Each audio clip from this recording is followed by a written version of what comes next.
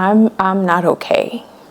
And I've done counseling before, and I've done coaching or therapy before, and it's like there's something still not clicking. So I want to share something I shared with her. Helped her to see, like, yeah, she got it, and her time is done here. Here is the power. It's right here. It's in the knowing. And I guess I'd say I first got saved. Right thing is, with the correct way is, so I'm just gonna skip over this conflict, skip over this tension, and get straight to the right thing, and it doesn't work that way. So where do I even start? I met a young lady named Conscious Coore at a church that I was going to in New York City, and I was very drawn to her from the moment I kind of met her or heard her speak, and it's just like, wow, it was just like she knows a lot, and just her way of articulating and communicating what she knows is quite stellar. And so, long story short, fast forward a few years later, I find that she has her own company, her own organization, her own business, rooted and birthed from what the Lord gave her, and it's called Trauma-Informed Spiritual Intervention. She offers that so that you can receive that counseling, but she also has a course where you can become a certified counselor. And it's for leadership, it's for wherever you know that you are leading, whether you're leading a household, you're leading a church, you're at work, you're a teacher, all the things. But I want to let you guys know what that's been for me. It's been absolutely life-changing. I think I came to a point where I realized I needed something more than just, I guess, traditional therapy, because with traditional therapy or any other counseling that I've had, it was lacking something, and it was lacking, like,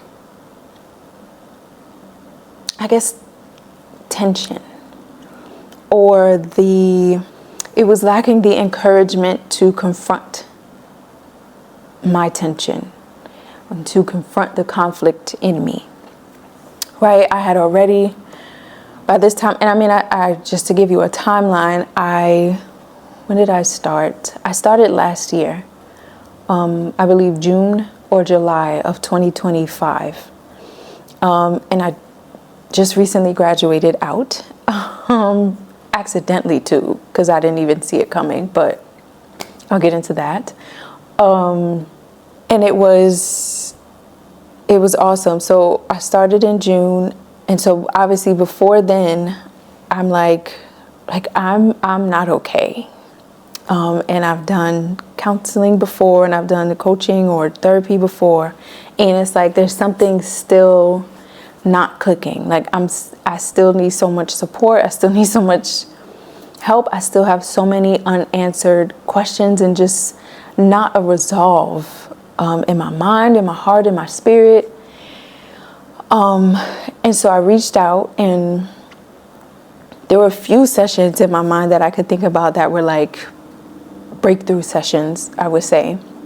But the first session I had with her, she was able to see that I even avoid conflict within myself, like not even with others, but within myself. So if I'm facing a problem, I immediately kind of just want to jump to what I think the right or correct answer would be, rather than figuring out what the conflict is. What is the contention within myself?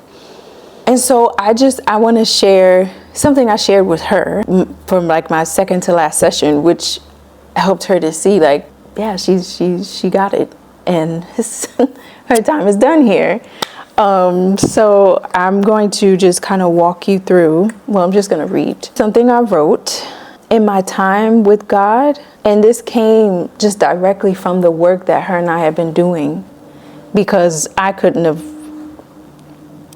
how do I phrase that? I don't think I would have had enough courage to ask the questions that I started asking God, or had the openness to receive whatever it is that He's saying to me. So I'm just going to read it. This was written March 1st of 2026. And And it's just an afternoon. My family's napping. I'm laying. I can't really sleep. And so here we go.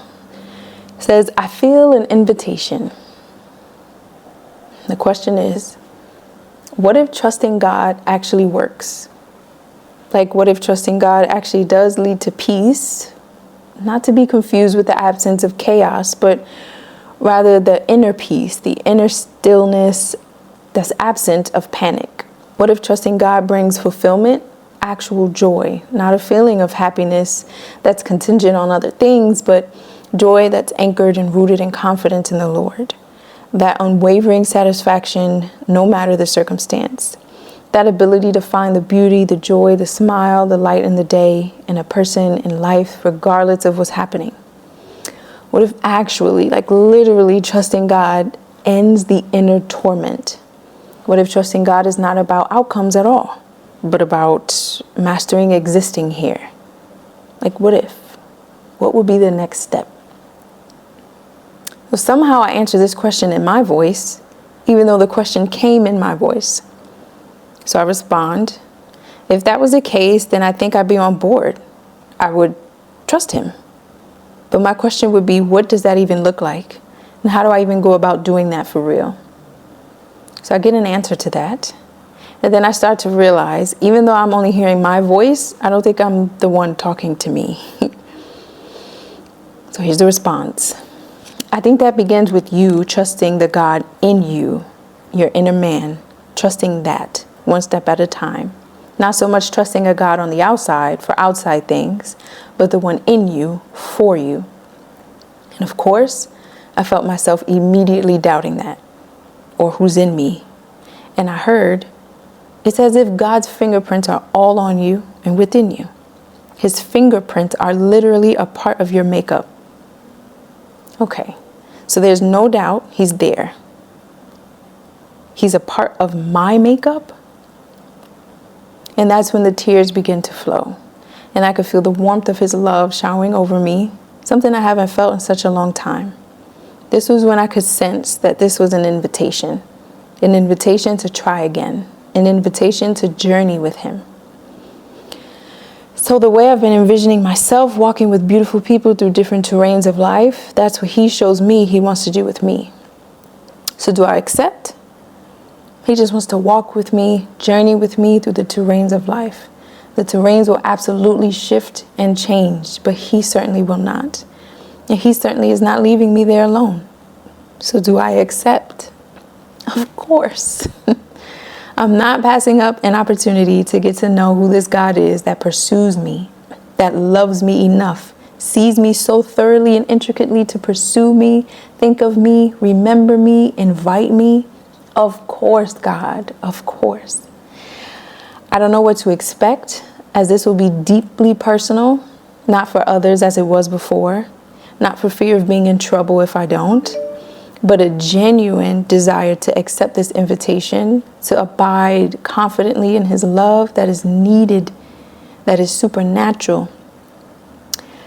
The love that I've been in bondage without, in fear without, in anger without, in resentment and self-rejection and isolation without, I've been without for too long. So this felt like my second, maybe third or fourth saving, and I'm beyond grateful. I can't quite get the image out of my head. His and my silhouettes walking through the different terrains. He's so close. He's not in a hurry. He's not leaving. He's delighted to be there.